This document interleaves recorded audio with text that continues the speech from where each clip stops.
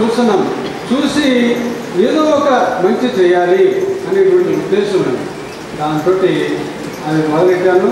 ఉన్నది ఖర్చు అయిపోయి సినిమా పూర్తిగా చేయలేకపోయాను.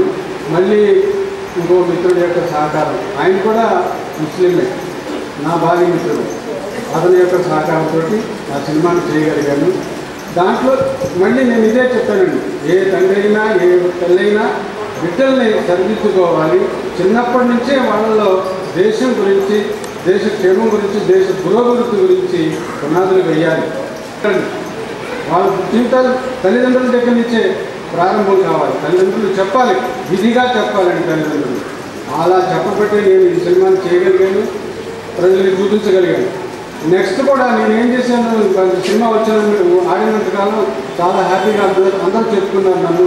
చాలా 5 అవార్డులు కూడా ఇచ్చారు ప్రభుత్వం వారు కూడా, బాగానే ఉంది. కానీ మళ్ళీ అది ఆ సినిమాతో వెళ్ళిపోయింది. అందువల్ల ఆ పునాది రాజు మళ్ళీ ఈ చైతన్య కళాభారతి ద్వారా మళ్ళీ ప్రారంభిస్తున్నామండి.